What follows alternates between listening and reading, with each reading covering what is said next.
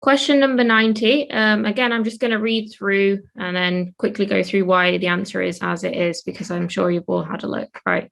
So question 91, you are a medical F2 starting on a week of night shifts covering the medical wards. You are asked to see a 70-year-old female in the early hours of the morning who has acute dyspnea. On arrival, she's sitting up, breathing fast, sweaty, and in obvious distress. On examination, her JVP is raised and fine crackles can be heard at the base of the lungs. What is the most likely diagnosis? We've got some really nice bat wings here. So we're going to go for pulmonary edema. We've gone for pulmonary edema because she was in respiratory distress, which can be being sweaty, cyanotic, tachypneic, tachycardic. The sign that was shouting it all out to us was that she had a raised JVP, had fine crackles, and then other signs and symptoms she could have had was a third heart sound, and she could have been in shock, and that would have been if she was hypertensive and oliguric to us clinically. We've excluded the other causes, which could have been a pneumonia, but she didn't really have a fever. That was in keeping with that. And it wasn't COPD because we couldn't really hear wheezes or anything like that. So initial management is, as we all know, we sit our patient up. If they are desaturating and don't have a history of COPD below 92%, we give some supplemental oxygen. NIV can also be a modality of delivering oxygen and keeping the airway sort of open. And then the other means of management would be to administer sort of analgesia in the form of diamorphine, can use nitrates as well, where we don't have cardiogenic shock. That's really important to remember. And then, of course, the mainstay of treatment is diuresing the patient, and that would be with furosemide. That would be 20 to 40 milligrams slowly IV. And then we just need to make sure we don't give more than 100 milligrams in the first 6 hours of treatment. And we need to obviously continue to reassess our patient. So that's our first question. Next question. Right, now we have a 55-year-old male who is post-ST elevation MI, who was discharged from hospital yesterday, and he wants to know when he can resume work as a postman. So what is the most appropriate advice? So he's had a STEMI and he's a postman, so we're going to go for 2 months. And that is usually when people can return to work. However, some jobs, such as people that work as airline pilots or air traffic controllers, shouldn't be restarted at all. Some people who drive sort of heavy goods vehicles or do public services sometimes need to meet certain criteria, which you can look at on the NICE website. And people that are manual labourers are often advised to seek lighter jobs. Right, question number 93. So we have a 50-year-old male who has a swollen calf and has a history of a long-haul flight. He's been referred to the DVT clinic by his GP, and he's found to have a proximal DVT. So which of the following options is the most appropriate management?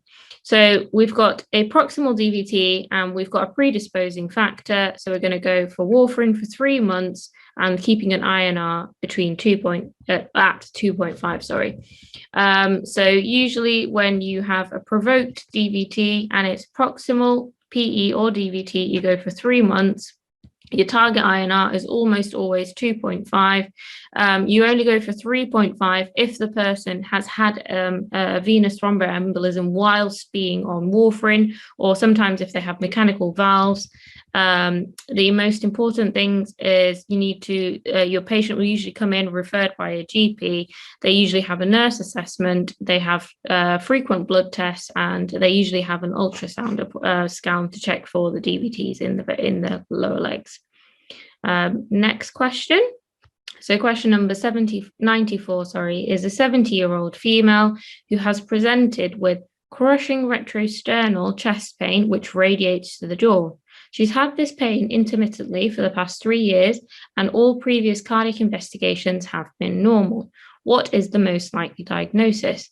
So now we have a condition that is mimicking angina very, very much, but isn't quite angina, and an elderly female, and that would be esophageal spasm. So it is actually quite uncommon, and we have 2 different types of it. It can either be diffuse, or it can be nutcracker.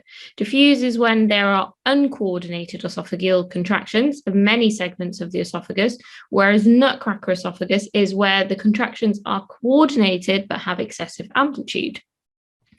So usually the symptoms only occur once a month, and it really mimics sort of angina pain or ischemic heart disease pain, in that it can be severe and crushing, just like angina pain. However, it can have other characters as well, like it can be crimping, boring, pressing, or stabbing. Also, it's a tricky little devil because it radiates to the same place that angina pain radiates, and that's the neck, the back, the upper arms. And it's usually intermittent dysphagia, and it can usually take 30 minutes to several hours. Other symptoms our patients sort of seem to complain of globus sensation or something stuck in their throat. They regurgitate food sometimes and they feel heartburn. It has a very characteristic appearance when we do a barium swallow, and that's the corkscrew esophagus appearance.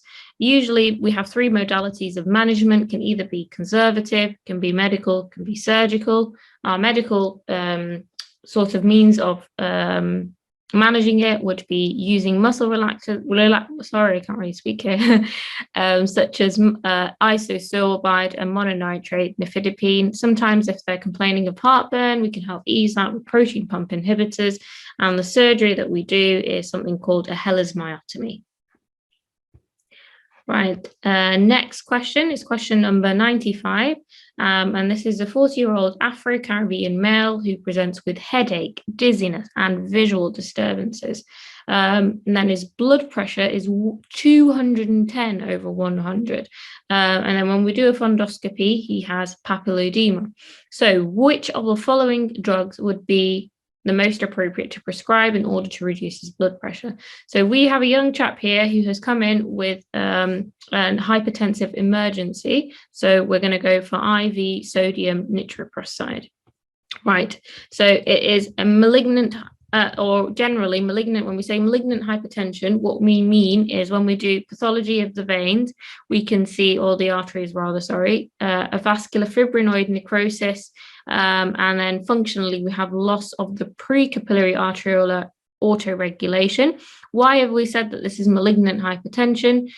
Because he's got a diastolic blood pressure of more than one or equal to 130 mm of mercury. The symptoms he had were suggestive of a hypertensive encephalopathy, that being the visual disturbances, the headaches, and the blurry vision. This gentleman also had papillitis, and we knew that because when we did a fundoscopy, we saw papilledema. Right.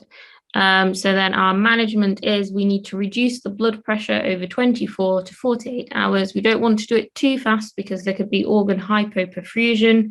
The first drug that we usually use is IV, so nitroprusside. Other alternatives can be labetalol and nicardipine. And the advantage of these preparations is that we can switch to oral formulations once the blood pressure is controlled. Other pills that we need to remember is if we have a pheochromocytoma crisis, then we go for phentolamine. If our patient is pregnant, then we usually go for hydralazine. Right, question number 96.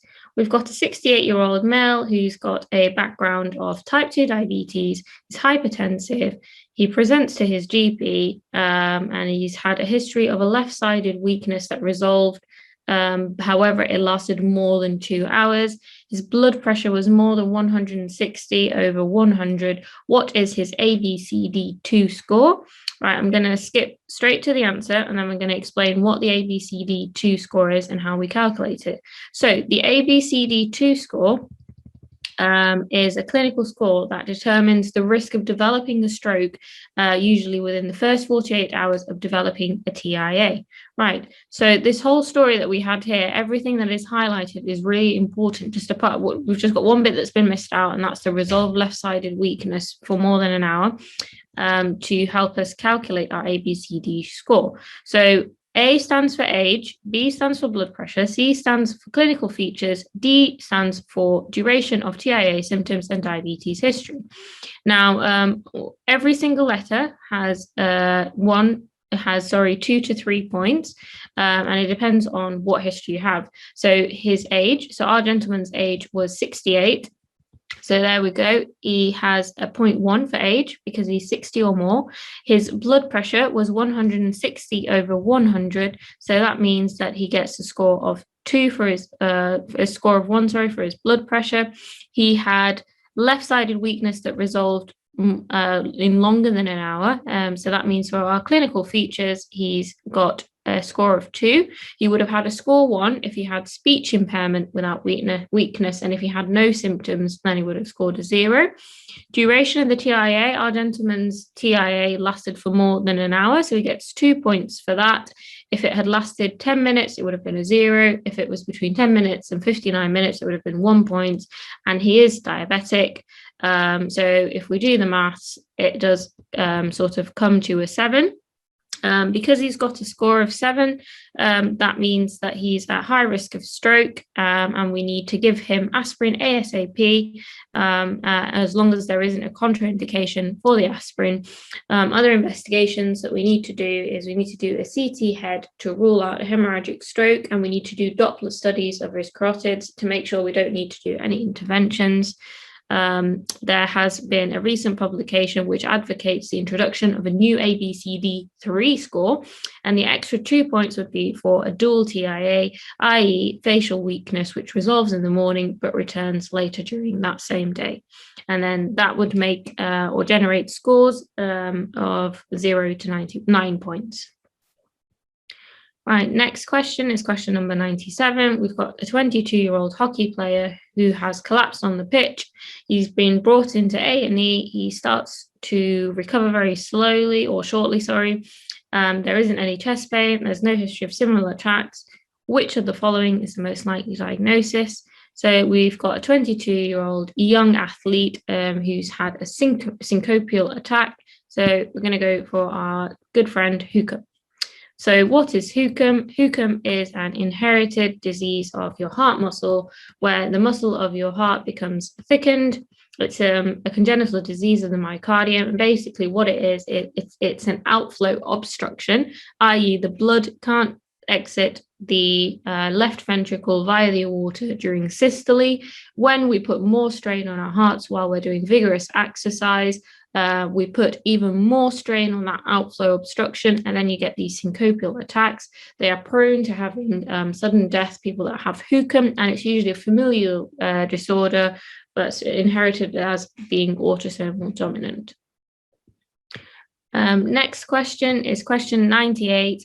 We have a 50-year-old male with an acute myocardial infarction. Which of the following is not a contraindication to thrombolysis?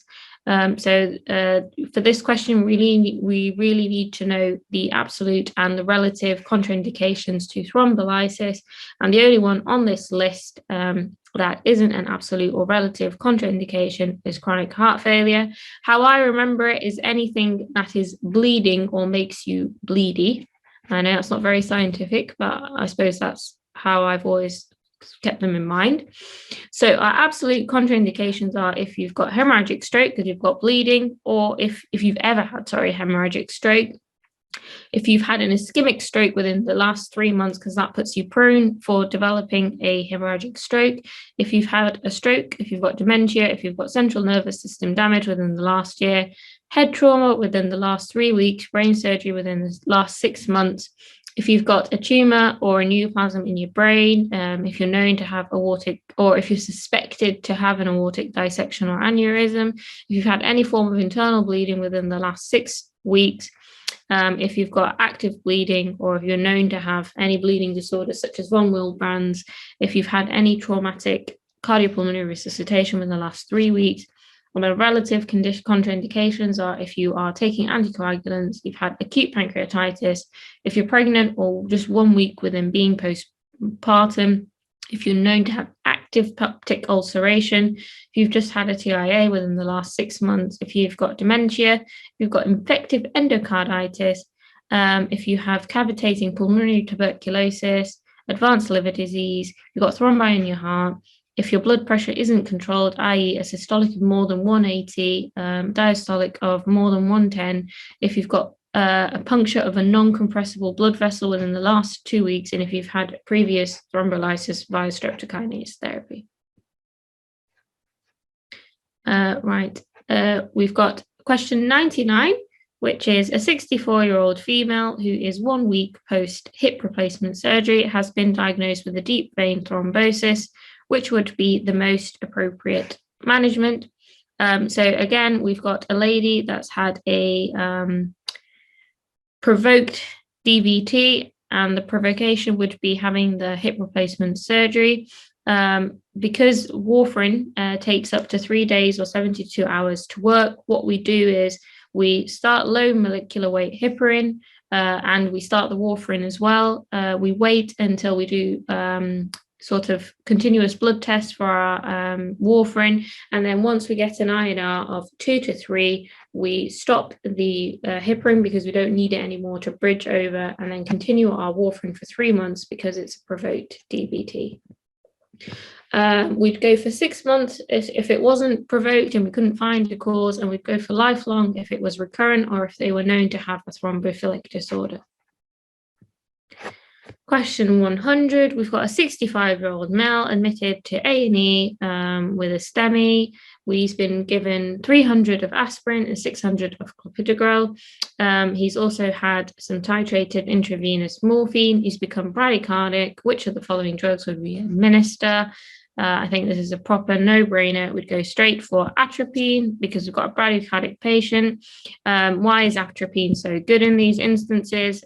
Because of 3 reasons. 1, it increases firing at the sinoarterial node. 2, it increases conduction through the AV node. And 3, it opposes the vagus nerve. And the vagus nerve sort of has a very big impact on the heart, doesn't it? By the parasympathetic system, it decreases the heart rate. So when we block the vagus nerve, we help our heart rate to raise. So the doses of atropine that we usually give is 0.5 to 1 milligram. This can be repeated every 3 to 5 minutes to a maximum dose of 3 milligrams.